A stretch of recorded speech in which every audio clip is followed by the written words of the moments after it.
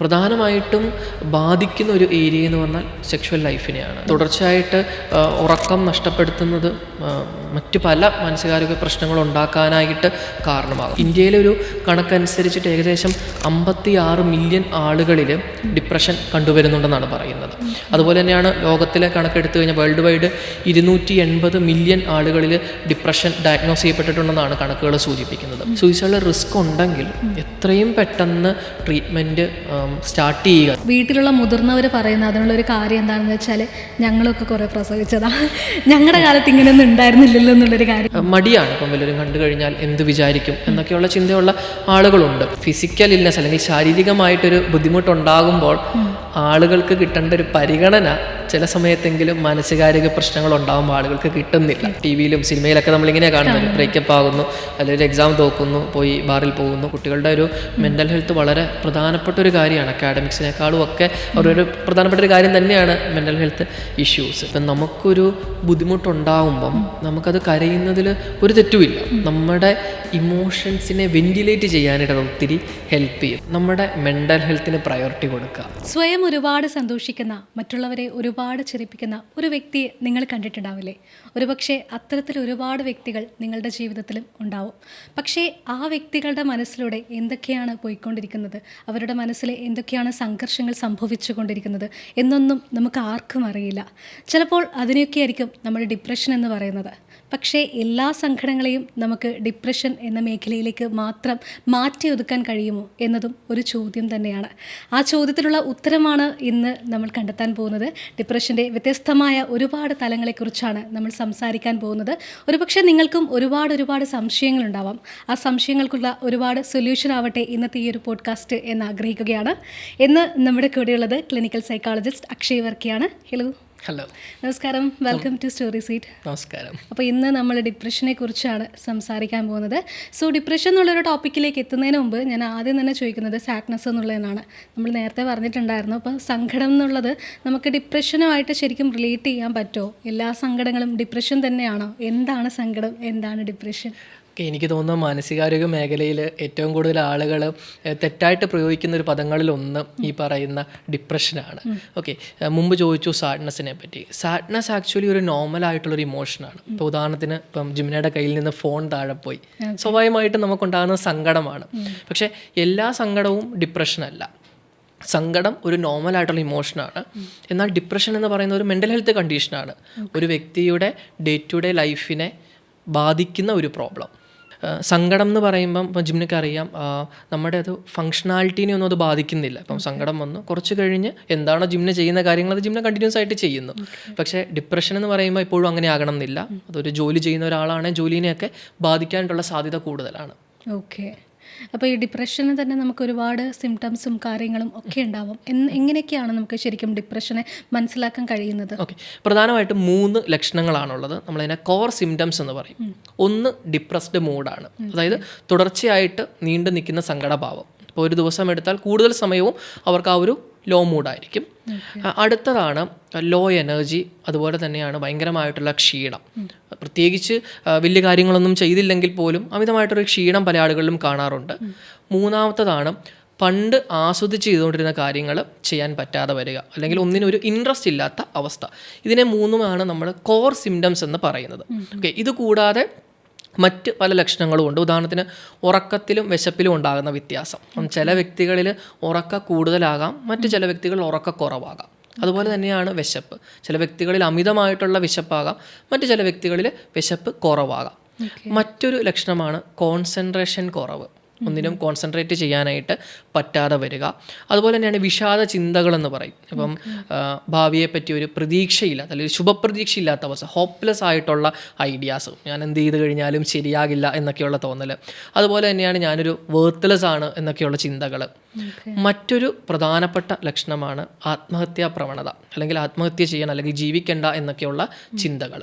ഈ പറയുന്ന ലക്ഷണങ്ങൾ തുടർച്ചയായിട്ടൊരു 2 ആഴ്ചയെങ്കിലും നീണ്ടു നിൽക്കുമ്പോൾ മാത്രമേ നമ്മളത് ഡിപ്രഷൻ എന്ന് പറയത്തുള്ളൂ. അതായത് ഈ പറയുന്ന ലക്ഷണങ്ങൾ 2 ആഴ്ചയെങ്കിലും കാണിക്കണം. ഇപ്പോൾ ഒരു ദിവസം നമുക്ക് സങ്കടം വന്നു, നമുക്കതിനൊരിക്കലും ഡിപ്രഷൻ എന്ന് പറയാനായിട്ട് പറ്റില്ല.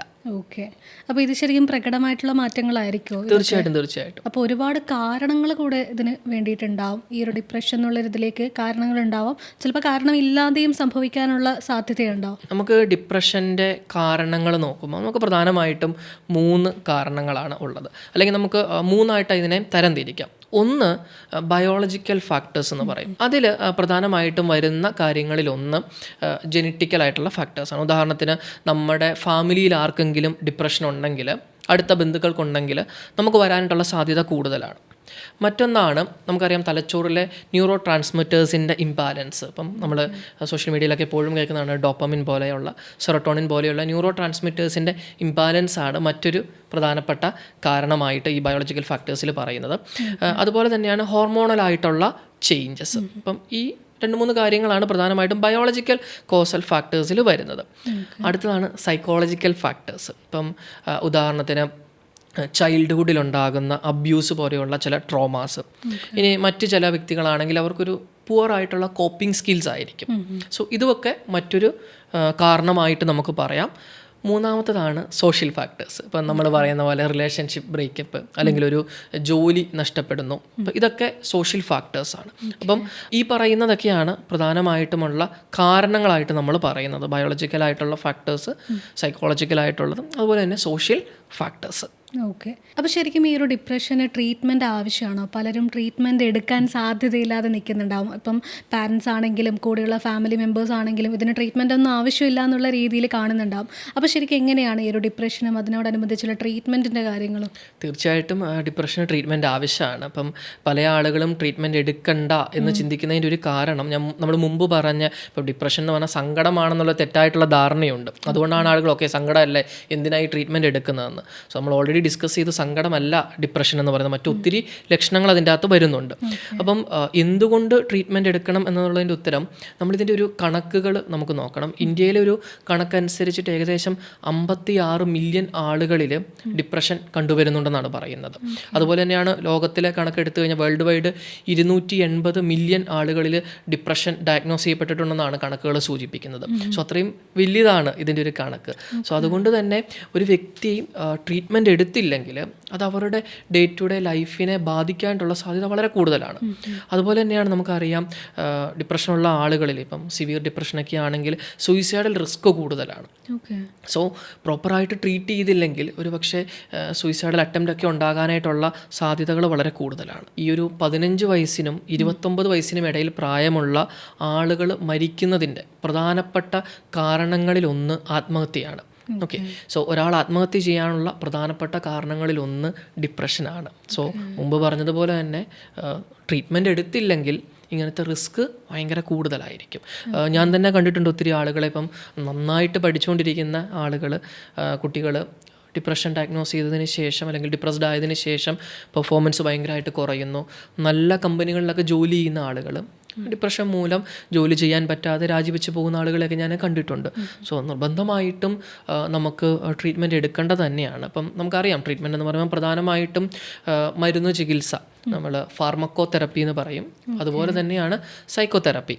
സോ മെഡിസിനും അതിൻ്റെ കൂടെ തന്നെ സൈക്കോതെറപ്പി രണ്ടും കൂടെ കമ്പൈൻ ചെയ്ത് പോകുമ്പം റിക്കവർ ചെയ്യാനുള്ള സാധ്യത വളരെ കൂടുതലാണ്. ഓക്കെ, അപ്പോൾ നമ്മൾ സൂയിസൈഡിൻ്റെ കാര്യം പറഞ്ഞു. അപ്പോൾ ശരിക്കും നമുക്ക് എങ്ങനെയാണ് അതിനെ പ്രിവെൻറ്റ് ചെയ്യാൻ പറ്റുന്നത്? എത്രത്തോളം ആളുകളെയൊക്കെയാണ് ശരിക്കും ഇത് എഫക്റ്റ് ചെയ്യുന്നത്? ഓക്കെ, സോ അപ്പം ജിമിനകത്ത് ഒരു കണക്ക് കേട്ടാൽ ഒരു പക്ഷേ ഞെട്ടിപ്പോവും. ഇന്ത്യയിലെ ഒരു കണക്കെടുത്തു കഴിഞ്ഞാൽ ഒരു വർഷം ഏകദേശം 1,70,000 ആളുകൾ ആത്മഹത്യ ചെയ്യുന്നുണ്ടെന്നാണ് ചില കണക്കുകൾ സൂചിപ്പിക്കുന്നത്. ഓക്കെ, സോ അത്രയും ആളുകളെ ഇത് ബാധിക്കുന്ന ഒരു കാര്യമാണ്. ഇപ്പം പല കേസിലും ഒരു പക്ഷേ ഇത് പ്രിവെൻറ്റ് ചെയ്യാനായിട്ട് സാധിക്കുന്നതാണ്. ഇപ്പം എൻ്റെ അടുത്താണെങ്കിലും ഒരു കേസ് വരുമ്പോൾ നമുക്കറിയാമല്ലോ, ഇപ്പം സൈക്കോളജിസ്റ്റ് എന്നുള്ള രീതിയിൽ നമ്മൾ കേസ് കാണുമ്പോൾ ഫസ്റ്റ് ഒരാളുടെ അടുത്ത് നിന്ന് വളരെ ഡീറ്റെയിൽ ആയിട്ടുള്ള ഹിസ്റ്ററി എടുക്കും, പിന്നെ അതുമായിട്ട് ബന്ധപ്പെട്ട അസസ്മെൻറ്റുകളും കാര്യങ്ങളും ഒക്കെ ചെയ്യും. അപ്പം ഡിപ്രഷൻ നമ്മൾ ഡയഗ്നോസ് ചെയ്ത് കഴിയുമ്പം സാധാരണ രീതിയിൽ ഞാൻ ചെയ്യുന്നൊരു കാര്യം ആ ഒരു സൂയിസൈഡൽ റിസ്ക് നമ്മൾ ആളുകളുടെ അടുത്ത് നിന്ന് അസസ് ചെയ്യാറുണ്ട്. ഓക്കെ, അത് വളരെ പ്രധാനപ്പെട്ട ഒരു കാര്യം തന്നെയാണ്. അതിലൊന്ന് പൊതുവേ നമ്മൾ നോക്കേണ്ടത് ഈ ഒരു ചിന്തകൾ എത്ര ഫ്രീക്വൻ്റ് ആയിട്ട് വരുന്നുണ്ട് എന്നുള്ളതാണ്. അപ്പം ഒരു ദിവസം എടുത്താൽ അല്ലെങ്കിൽ ഒരാഴ്ച എടുത്താൽ 1-2 തവണ വരുന്നതും, ഒരാഴ്ച എടുത്തു കഴിഞ്ഞാൽ കൂടുതൽ സമയവും മരിക്കണം എന്നുള്ള ചിന്ത വരുന്നതും രണ്ടും നമുക്കറിയാലോ, എൻ്റെ ഒരു ഡിഫറൻസ് ഉണ്ട്. സോ ഒന്ന് ചെയ്യേണ്ടത് ഈ പറയുന്ന സൂയിസൈഡൽ ഐഡിയേഷൻസ് ആണ്, അല്ലെങ്കിൽ ഈ പറയുന്ന ചിന്തകൾ എത്രമാത്രം വരുന്നുണ്ടോ എന്ന് നമ്മൾ നോക്കണം. അടുത്തതായിട്ട് ഇവർക്കൊരു പ്ലാൻ ഉണ്ടോ, അല്ലെങ്കിൽ ഓക്കെ ഇങ്ങനെ ഒരു ചിന്ത വരുന്നുണ്ട്, ഓക്കെ ഈ സൂയിസൈഡ് ചെയ്യാനായിട്ടുള്ള പ്ലാൻ എന്തെങ്കിലും ഇവർ തയ്യാറാക്കി വെച്ചിട്ടുണ്ടോ. അതുപോലെ തന്നെ ഇപ്പം ചില ആളുകൾ ഈ പറയുന്ന ആത്മഹത്യ ചെയ്യാൻ പ്ലാൻ ചെയ്യുന്ന ആളുകൾ ഇപ്പം വിഷം പോയിസൺ വാങ്ങിച്ചു വെക്കുന്ന ആളുകളുണ്ട്, ഹാങ് ചെയ്യാനായിട്ട് കയറ് വാങ്ങിച്ചു വെക്കുന്ന ആളുകളുണ്ട്. സോ അവർക്ക് അങ്ങനെ എന്തെങ്കിലും ഒരു സ്റ്റെപ്പ് അവരെടുത്ത് വെച്ചിട്ടുണ്ടോ എന്നുള്ളതാണ് നമ്മൾ അസസ് ചെയ്യേണ്ട അടുത്തൊരു കാര്യം. അതുപോലെ തന്നെയാണ് ഇവരെന്തെങ്കിലും ഒരു ടൈം പറയുന്നുണ്ടോ, ഓക്കെ ഇത്ര നാളിനുള്ളിൽ സൂയിസൈഡ് ചെയ്യാനായിട്ട് ഞാൻ പ്ലാൻ ചെയ്യുന്നുണ്ട്. അപ്പം ഇങ്ങനത്തെ ആ ഒരു സൂയിസൈഡിൻ്റെ റിസ്ക് നമുക്കൊന്ന് അസസ് ചെയ്യുന്നത് വളരെ പ്രധാനപ്പെട്ടതാണ്. അതുപോലെ തന്നെയാണ് ഈ പറയുന്ന സൂയിസൈഡിൽ റിസ്ക് ഉണ്ടെങ്കിൽ എത്രയും പെട്ടെന്ന് ട്രീറ്റ്മെൻറ്റ് സ്റ്റാർട്ട് ചെയ്യുക, അതിനൊരു മെഡിക്കൽ എമർജൻസി ആയിട്ട് തന്നെ കണ്ട് ട്രീറ്റ്മെൻറ്റ് സ്റ്റാർട്ട് ചെയ്യുക, മെഡിസിൻ സ്റ്റാർട്ട് ചെയ്യുക എന്നുള്ളതാണ് നമ്മൾ പ്രധാനമായിട്ടും ചെയ്യേണ്ട കാര്യങ്ങൾ.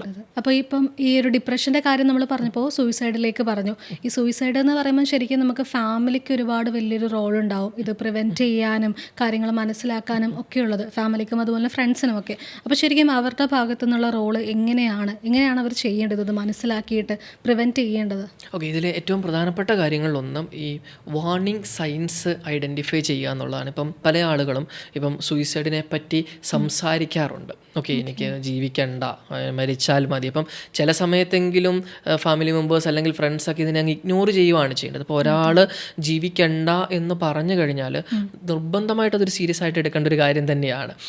അതുപോലെ തന്നെയാണ് എല്ലാത്തിൽ നിന്നും ഉൾവലിഞ്ഞ് നിൽക്കുക, ഇതൊക്കെ ഒരു വാർണിംഗ് സൈനാണ്.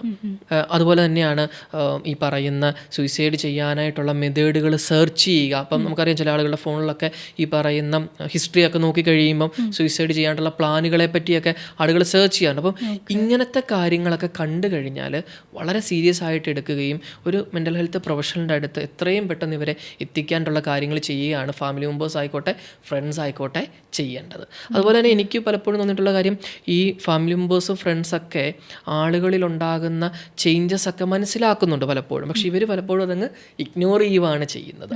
സോ അങ്ങനെ ഇഗ്നോർ ചെയ്യാനായിട്ട് പാടില്ല. ശരിക്കും നമ്മളിപ്പോൾ കാലഘട്ടം മാറുന്നുണ്ടെങ്കിലും ഈ ഒരു 2026 എത്തി നിൽക്കുമ്പോഴും നമ്മൾ ശരിക്കും ഇപ്പോൾ പനിയോ തലവേദനയോ ഒന്നും കാണിക്കുന്ന പോലെ ഇങ്ങനെ ഒന്നിനെ കാണിക്കുന്നില്ല, മെൻ്റൽ ഇൽനെസ്സിനെ കാണിക്കുന്നില്ല. പക്ഷെ അതേസമയം തന്നെ ചിലപ്പം ഫാമിലിയുടെ അഭിമാനം എന്നൊക്കെ പറഞ്ഞിട്ട് ഇപ്പം ഇവർ ഇങ്ങനെ കാണിക്കാതിരിക്കുകയാണ് ചെയ്യുന്നത്, ഹോസ്പിറ്റലിലേക്ക് പോവാതിരിക്കുകയാണ് ചെയ്യുന്നത്. അപ്പോൾ ശരിക്കും അത്തരത്തിലുള്ള ഫാമിലി മെമ്പേഴ്സിനോട് അല്ലെങ്കിൽ ഫ്രണ്ട്സിനോടൊക്കെ എന്താ പറയാനുള്ളത്? ഓക്കെ, ഈ ഡിപ്രഷൻ മാത്രമല്ല ഏതൊരു മെൻ്റൽ ഹെൽത്ത് ഇഷ്യൂ ആണെങ്കിലും ഈ ഫാമിലിക്കും ഫ്രണ്ട്സിനുമൊക്കെ നല്ലൊരു റോളുണ്ട്. ഇപ്പം നമുക്കറിയാം നമ്മളിലൊക്കെയുള്ള ഏറ്റവും പെട്ടെന്നുള്ള മാറ്റങ്ങൾ പലപ്പോഴും തിരിച്ചറിയാൻ പറ്റുന്നത് ഈ പറയുന്ന ഫ്രണ്ട്സിനും ഫാമിലി മെമ്പേഴ്സിനൊക്കെയാണ്. പക്ഷെ എനിക്ക് തോന്നുന്നത് പണ്ടത്തതുമൊക്കെ ആയിട്ട് താരതമ്യം ചെയ്യുമ്പം കുറേയൊക്കെ മാറ്റങ്ങൾ ആളുകളിൽ വന്നിട്ടുണ്ട്. ഈ സോഷ്യൽ മീഡിയക്കൊക്കെ നല്ലൊരു റോളുണ്ട്. പല ആളുകളും തെറപ്പീനെ പറ്റിയും മെഡിസിൻ എടുക്കുന്നതിനെ പറ്റി നമുക്കറിയാം, സെലിബ്രിറ്റീസൊക്കെ പല ആളുകളും ഓപ്പണായിട്ട് പറയുന്നുണ്ട്. അത് കുറേയൊക്കെ മാറ്റങ്ങൾ ആളുകളിൽ വരുത്തിയിട്ടുണ്ട്. ബട്ട് സ്റ്റിൽ ഞാൻ പേരൻസിനെ കണ്ടിട്ടുണ്ട്, ഇപ്പം അവർക്ക് ട്രീറ്റ്മെൻറ്റ് എടുക്കാനായിട്ട് കുട്ടികളെ കൊണ്ടുവരാനായിട്ട് മടിയാണ്. ഇപ്പം വല്ലവരും കണ്ടു കഴിഞ്ഞാൽ എന്ത് വിചാരിക്കും എന്നൊക്കെയുള്ള ചിന്തയുള്ള ആളുകളുണ്ട്.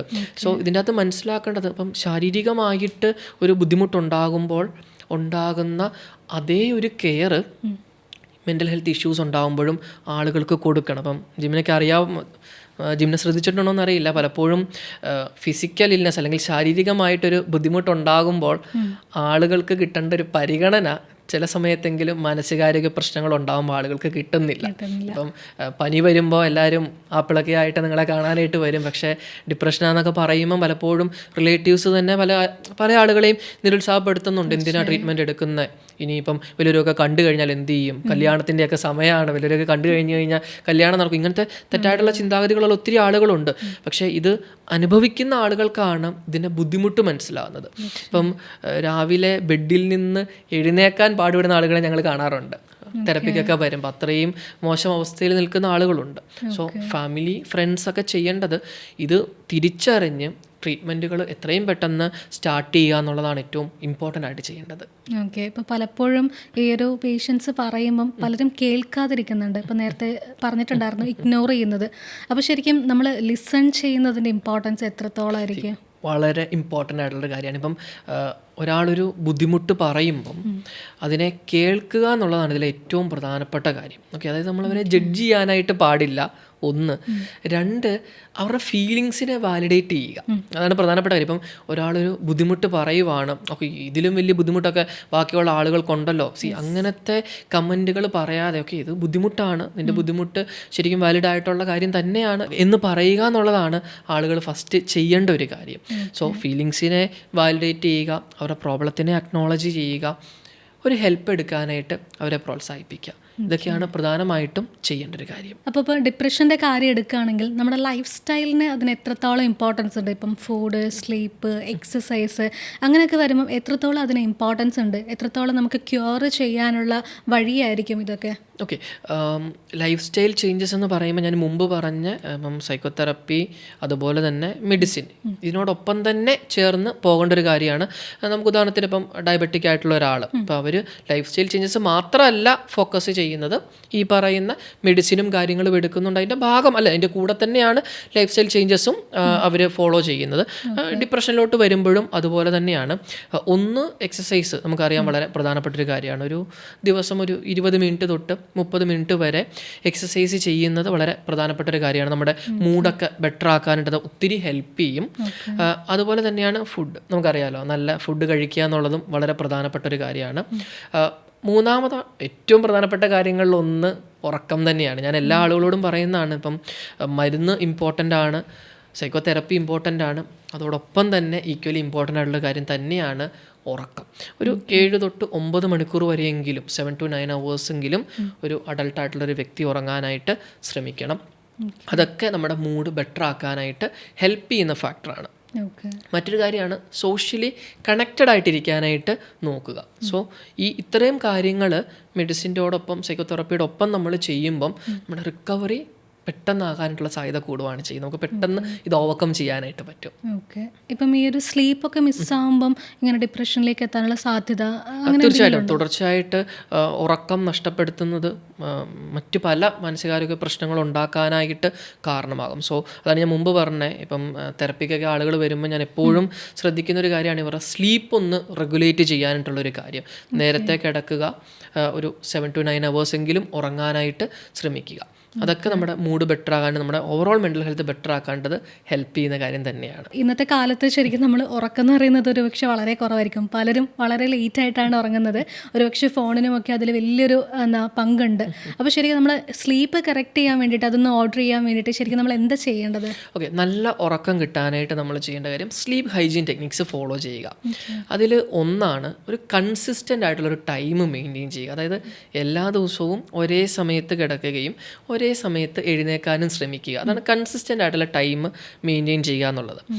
രണ്ടാമതായിട്ട് ചെയ്യേണ്ടത്, ഇപ്പം പല ആളുകളും ചെയ്യുന്നൊരു മിസ്റ്റേക്കാണ്, ഇപ്പം ഉറക്കം കിട്ടാതെ വരുമ്പോൾ എന്ത് ചെയ്യും? ചില ആളുകൾ ഫോൺ എടുത്ത് നോക്കും, അല്ലെങ്കിൽ ബുക്ക് വായിക്കും, അല്ലെങ്കിൽ പാട്ട് കേൾക്കും. സോ ഇങ്ങനത്തെ കാര്യങ്ങൾ പൂർണ്ണമായിട്ടും ഒഴിവാക്കുക. അതായത് ഉറക്കം കിട്ടാതെ വരുമ്പം നമ്മൾക്ക് ഇഷ്ടപ്പെട്ട കാര്യങ്ങൾ ചെയ്താൽ നമ്മുടെ ബ്രെയിൻ ആക്റ്റീവ് ആവും. സ്വാഭാവികമായിട്ടും ഉറക്കം കുറയാനായിട്ടുള്ള സാധ്യത കൂടുതലാണ്. ഓക്കെ, ഉറങ്ങുന്നതിന് പറ്റുമെന്നുണ്ടെങ്കിൽ 1 മണിക്കൂർ മുമ്പെങ്കിലും സ്ക്രീൻസ്, മൊബൈൽ, ലാപ്ടോപ്പ്, TV ഇതെല്ലാം ഒഴിവാക്കുന്നത് വളരെ നല്ലതായിരിക്കും.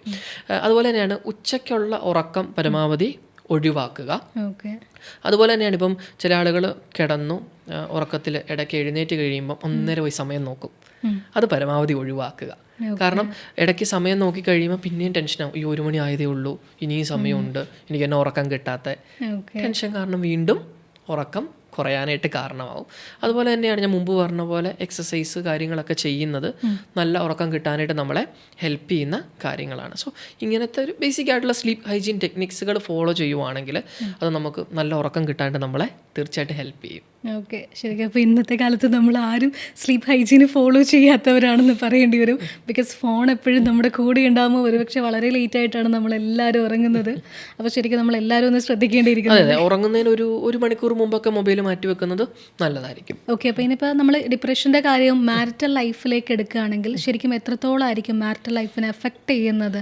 ഓക്കെ, മാരിറ്റൽ ലൈഫിനെ പലപ്പോഴും ഡിപ്രഷൻ എഫക്റ്റ് ചെയ്യാറുണ്ട്. ഇപ്പം ഉദാഹരണത്തിന് ഇപ്പോൾ ഒരു ന്യൂലി മാരീഡ് കപ്പിൾസൊക്കെ ആണെങ്കിൽ പലപ്പോഴും പാർട്ട്ണറെ മനസ്സിലാക്കിയൊക്കെ വരുന്നൊരു ടൈമായിരിക്കും. അപ്പം നമുക്കറിയാം, ഇപ്പം ഡിപ്രസ്ഡ് ആയിട്ടിരിക്കുമ്പം ചില ആളുകളിലെങ്കിലും ഇറിറ്റബിലിറ്റി കൂടുതലായിരിക്കും. അതുപോലെ തന്നെയാണ് അവർ കുറച്ച് സോഷ്യലി വിഡ്രോവലൊക്കെ ആകാനുള്ള സാധ്യതയുണ്ട്. അങ്ങനെ വരുമ്പം പലപ്പോഴും ഇപ്പം പാർട്ട്ണറെ മനസ്സിലാക്കി വരുന്നതേ ഉള്ളൂ. ഇപ്പം ഓപ്പോസിറ്റ് ഇരിക്കുന്ന ആൾ നോക്കുമ്പോൾ എന്താണ് എപ്പോഴും ദേഷ്യപ്പെടുന്നു, അല്ലെങ്കിൽ എല്ലാത്തിൽ നിന്നും ഉൾവലിഞ്ഞ് നിൽക്കുന്നു, അപ്പം എൻ്റെ അടുത്ത് ഒരു സ്നേഹമില്ലേ, എന്നെ കെയർ ചെയ്യുന്നില്ലേ എന്നൊക്കെയുള്ള ഒരു തോന്നൽ വരാനുള്ള സാധ്യതയുണ്ട്. സോ പാർട്ട്ണറെ മനസ്സിലാക്കുക എന്നുള്ളത് വളരെ പ്രധാനപ്പെട്ട ഒരു കാര്യമാണ്. അതുപോലെ തന്നെയാണ് പ്രധാനമായിട്ടും ബാധിക്കുന്ന ഒരു ഏരിയ എന്ന് പറഞ്ഞാൽ സെക്ഷുവൽ ലൈഫിനെയാണ്. ഞാൻ മുമ്പ് സിംറ്റംസ് പറഞ്ഞപ്പോൾ പറഞ്ഞു, പല ആളുകൾക്കും അമിതമായിട്ടുള്ള ക്ഷീണമുണ്ട്, ഒന്നിനൊരു താല്പര്യമില്ല, ഒന്നിനൊരു പ്ലഷർ കിട്ടുന്നില്ല. സ്വാഭാവികമായിട്ടും ഈ ഡിപ്രസ്ഡ് ആയിട്ടിരിക്കുന്ന ആളുകളിൽ ആ ഒരു സെക്ഷുവൽ എനർജി അല്ലെങ്കിൽ ആ ഒരു ഇൻട്രസ്റ്റ് ഒക്കെ കുറവായിരിക്കും. സോ സ്വാഭാവികമായിട്ട് എന്ത് പറ്റും, ഒരു സെക്ഷൽ ആക്ടിവിറ്റീസ് ഇനിഷ്യേറ്റ് ചെയ്യില്ല. സോ ഇത് മാരിറ്റൽ ലൈഫിനെ ബാധിക്കാനുള്ള സാധ്യത കൂടുതലാണ്. സോ പാർട്ട്ണർ ഇത് മനസ്സിലാക്കുകയും ഒരു പ്രൊഫഷണൽ ഹെൽപ്പ് എടുക്കുകയും ചെയ്യുന്നത് എപ്പോഴും എന്തുകൊണ്ടും നല്ലതായിരിക്കും. അപ്പോൾ ശരിക്കും എങ്ങനെയാണ് പലപ്പോഴും നമ്മൾ പാർട്ട്നേഴ്സ് അങ്ങനെ മനസ്സിലാക്കുന്ന രീതിയിലുള്ള ആൾക്കാരെ തന്നെയാണോ കണ്ടിട്ടുള്ളത്? അല്ല, നമ്മൾ രണ്ടു തരം ആളുകളെയും കാണാറുണ്ട്. നന്നായിട്ട് മനസ്സിലാക്കി ഇങ്ങനെയൊരു പ്രശ്നമാണ്, നമുക്കറിയാം ഇപ്പോൾ സോഷ്യൽ മീഡിയ ഒക്കെ ഉള്ളതുകൊണ്ട് പല ആളുകൾക്കും ഇന്ന കാര്യങ്ങൾ അല്ലെങ്കിൽ ഇന്ന ലക്ഷണങ്ങൾ കാണിക്കുമ്പോൾ അത് ഡിപ്രഷൻ്റെ ആണ് അല്ലെങ്കിൽ ആങ്സൈറ്റിയുടെ ആണെന്നൊക്കെ പല ആളുകൾക്കും അറിയാമല്ലോ, തിരിച്ചറിവുണ്ട്. സോ അങ്ങനെ കണ്ടിട്ട് എത്രയും പെട്ടെന്ന് പാർട്ട്ണറെ കൊണ്ടുവരുന്ന ആളുകളെയൊക്കെ കണ്ടിട്ടുണ്ട്. പക്ഷെ അതേപോലെ തന്നെ ഇങ്ങനൊരു പ്രശ്നം ഐഡൻറ്റിഫൈ ചെയ്ത് എന്നാൽ ഇങ്ങനൊരു ഡിപ്രഷനാണ് എന്നൊക്കെ അറിയുമ്പം ക്രിട്ടിസൈസ് ചെയ്യുന്ന ആളുകളെയും കണ്ടിട്ടുണ്ട്. രണ്ടു തരം ആളുകളെയും നമ്മൾ കൺസൾട്ടേഷനിൽ കാണാറുണ്ട്. പക്ഷെ എപ്പോഴും ചെയ്യേണ്ടത് ഇപ്പോൾ നമ്മുടെ പാർട്ട്ണർക്കൊരു ബുദ്ധിമുട്ട് മനസ്സിലാക്കി കഴിഞ്ഞു കഴിഞ്ഞാൽ എത്രയും പെട്ടെന്നൊരു പ്രൊഫഷണൽ ഹെൽപ്പ് എടുക്കുക. നമ്മൾ തന്നെ ഇരുന്ന് അഡ്വൈസ് കൊടുക്കാതെ അല്ലെങ്കിൽ നമ്മൾ തന്നെ ഇരുന്ന് അവരോട് അത് ചെയ്യ് ഇത് ചെയ്യുമെന്ന് പറയാതെ ഒരു പ്രൊഫഷണൽ അടുത്ത് എത്തിക്കുവാണെങ്കിൽ അതായിരിക്കും എപ്പോഴും നല്ലത്. ഓക്കെ. ഇപ്പം ഈ ഒരു ഡിപ്രഷനെ കോപ്പ് ചെയ്യാൻ വേണ്ടി പലരും ലഹരിയിലേക്ക് പോകുന്ന ആളുകളുണ്ട്, ആൽക്കഹോളിലേക്കും മറ്റ് ലഹരിയിലേക്കും ഒക്കെ പോകുന്ന ആളുകളുണ്ട്. ശരിക്കും അത് നമുക്ക് കൂടുതൽ വേസ്റ്റ് ആക്കുക ചെയ്യുന്നത്. അപ്പം അങ്ങനെ ഡിപ്പെൻഡ് ചെയ്യുന്നവരോട് ആ രീതിയിൽ എന്താ പറയാനുള്ളത്? അത് ഡിപ്രഷനിൽ മാത്രമല്ല, മറ്റ് മെൻ്റൽ ഹെൽത്ത് ഇഷ്യൂസ് ഉള്ള ആളുകൾ ഇപ്പം നമുക്കറിയാം, ഒരു ഇഷ്യൂ ഉണ്ടാകും അല്ലെങ്കിൽ ഒരു സ്ട്രെസ് ഉണ്ടാകുമ്പം രണ്ട് രീതിയിൽ കോപ്പ് ചെയ്യാം. ഓക്കെ, ചില ആളുകൾ ഹെൽത്തി വേയിൽ കോപ്പ് ചെയ്യുന്ന ആളുകളുണ്ട്. ഉദാഹരണത്തിന് അവരുടെ ബുദ്ധിമുട്ടുകൾ വേറൊരാളുടെ അടുത്ത് ഷെയർ ചെയ്യുന്നു, അല്ലെങ്കിൽ യാത്ര ചെയ്യുന്നു, കുറച്ചും കൂടെയൊക്കെ ഹെൽത്തി വേയിൽ കോപ്പ് ചെയ്യുന്ന ആളുകളുണ്ടാകാം. എന്നാൽ മറ്റ് ചില ആളുകൾ അൺഹെൽത്തി വേ ഓഫ് കോപ്പിങ്ങിലോട്ട് പോകും. ലഹരി ഉപയോഗിക്കും, അത് മദ്യമാകാം, മറ്റ് ലഹരി വസ്തുക്കളാകാം. അപ്പോൾ ഇങ്ങനത്തെ ലഹരി വസ്തുക്കൾ ഉപയോഗിക്കുമ്പം പല ആളുകളുടെ ഒരു തെറ്റിദ്ധാരണ, മദ്യപിച്ച് കഴിയുമ്പോൾ എനിക്കൊരു ആശ്വാസം കിട്ടുന്നുണ്ട്. നമുക്കറിയാം, ടി വിയിലും സിനിമയിലൊക്കെ നമ്മളിങ്ങനെയാണ് കാണുന്നത്, ബ്രേക്കപ്പ് ആകുന്നു അല്ലെങ്കിൽ ഒരു എക്സാം തോക്കുന്നു, പോയി ബാറിൽ പോകുന്നു. അപ്പം ഇങ്ങനത്തെ പല കാര്യങ്ങളാണ് നമ്മൾ സിനിമയിലൊക്കെ കാണുന്നത്. അതുകൊണ്ടൊക്കെ ആയിരിക്കാം ആളുകൾക്കൊരു തെറ്റായുള്ള ധാരണയുണ്ട്, ഇത് ഉപയോഗിച്ച് കഴിയുമ്പം എനിക്കൊരു റിലീഫ് ഉണ്ടാകും. പക്ഷെ ആക്ച്വലി അങ്ങനെയല്ല. ഇപ്പം മദ്യത്തിൻ്റെ കേസിലാണെങ്കിൽ ആ ഒരു സ്റ്റിമുലൻ നേച്ചർ കുറച്ച് നേരത്തേക്ക് ഉണ്ടാകും, ബട്ട് ശരിക്കും അതൊരു ഡിപ്രസൻ്റ് ആണ്, നമ്മുടെ സെൻട്രൽ നെർവസ് സിസ്റ്റത്തിൻ്റെ ആക്ടിവിറ്റി ലെവൽ കുറയ്ക്കും. സോ ഇങ്ങനത്തെ ലഹരി ഉപയോഗിക്കുന്നത് ഡിപ്രഷൻ പോലെയുള്ള അവസ്ഥ കൂടുതൽ മോശമാകാനായിട്ടേ കാരണമാകത്തുള്ളൂ. ഓക്കെ. അതുപോലെ തന്നെയാണ് ഇപ്പം ഡിപ്രഷൻ കാരണം ചില ആളുകൾ ലഹരി ഉപയോഗിക്കുന്നു, തിരിച്ചുമുണ്ടാകാം. ലഹരി ഉപയോഗിക്കുന്നത് കൊണ്ട് ഡിപ്രഷൻ പോലെയുള്ള മാനസികാരോഗ്യ പ്രശ്നങ്ങൾ ഉണ്ടാകുന്ന ആളുകളെയും നമ്മൾ കാണാറുണ്ട്. സോ രണ്ടും ഇങ്ങനെ കണക്റ്റഡ് ആണ്. അപ്പം ലഹരി വസ്തുക്കൾ പൂർണ്ണമായിട്ടും ഒഴിവാക്കുക, അത് നമ്മുടെ മെൻ്റൽ ഹെൽത്തിന് എപ്പോഴും നല്ലതായിരിക്കും. ലഹരി ഒഴിവാക്കേണ്ടത് ശരിക്കും നമുക്കത് ഒരു സൊസൈറ്റലായിട്ടുള്ള ഒരു ഇതായിട്ട് എടുക്കേണ്ടിയിരിക്കുന്ന ഒരുപാട് റൂൾസ് ആൻഡ് റെഗുലേഷൻസ് കുറച്ചുകൂടി ഒന്ന് ടൈറ്റൻ ചെയ്യേണ്ട കാര്യത്തിലേക്ക് വേറൊരു ടോപ്പിക്കായിട്ട് നമ്മൾ സംസാരിക്കേണ്ടി വരും. തീർച്ചയായിട്ടും. ഈ ഞാൻ മുമ്പ് പറഞ്ഞ പോലെ ഇപ്പം സിനിമകളിലൊക്കെ കാണുന്നത് അനുകരിക്കാണ്ടുള്ളൊരു ടെൻഡൻസി പല ആളുകൾക്കും ഉണ്ടല്ലോ. അപ്പോൾ അതിൻ്റെയൊക്കെ ഒരു പ്രശ്നമാണ് ഇത്. ഓക്കെ. അങ്ങനെ അനുകരിച്ച് വരുന്ന ആൾക്കാർ തന്നെയാണോ പലരും പേഷ്യൻസ് ആയിട്ട് അങ്ങനെ വരുമ്പോൾ? അല്ല, അങ്ങനെ പറയാൻ പറ്റില്ല. പക്ഷേ എനിക്ക് പലപ്പോഴും തോന്നുന്നത് ഈ സിനിമകളുമൊക്കെ ഇതിനെ സ്വാധീനിക്കാറുണ്ട്. അപ്പം പല ആളുകളും ഈ പറയുന്ന സിനിമകളൊക്കെ കണ്ട് അപ്പം അതിൽ കാണിക്കുന്നതൊക്കെ ഒരു ബ്രേക്കപ്പ് ഉണ്ടായി കഴിയുമ്പം എന്ത് ചെയ്യുന്നു, നേരെ പോകുന്നു, ബാറിൽ പോകുന്നു, കൂട്ടുകാരുടെ കൂടെ, ഇതൊക്കെയാണ് കാണുന്നത്. അപ്പം ചില ആളുകൾക്കെങ്കിലും ഒരു തെറ്റിദ്ധാരണ ഉണ്ടാകാം, ഓക്കെ ഇങ്ങനെ മദ്യപിച്ച് കഴിഞ്ഞു കഴിഞ്ഞാൽ ഒക്കെ ഒരു ആശ്വാസം കിട്ടും. പക്ഷെ ശരിക്കും റിയാലിറ്റിയിലോട്ട് വരുമ്പോൾ അങ്ങനെയല്ല, കൂടുതൽ അവസ്ഥ മോശമാക്കുകയാണ് ചെയ്യുന്നത്. ഓക്കെ. റിലീഫ് അല്ല വേഴ്സ്റ്റ് ചെയ്യുന്നത്. അതെ, തീർച്ചയായിട്ടും നമ്മുടെ അവസ്ഥ മോശമാക്കേണ്ടത് കാരണമാവും. ഓക്കെ. ഇപ്പോൾ ഡിപ്രഷൻ നമുക്ക് വ്യത്യസ്തമായ പ്രായക്കാരിൽ കാണും. അതിൽ തന്നെ നമ്മൾ എടുത്തു പറയേണ്ടത് കുട്ടികളുടെ കാര്യം എടുക്കുകയാണെങ്കിൽ പലപ്പോഴും വൈകുന്നത് കാണാറുണ്ട്, ഇത് ഡിപ്രഷൻ നമ്മൾ ഡിറ്റക്ട് ചെയ്യാൻ വേണ്ടിയിട്ട്.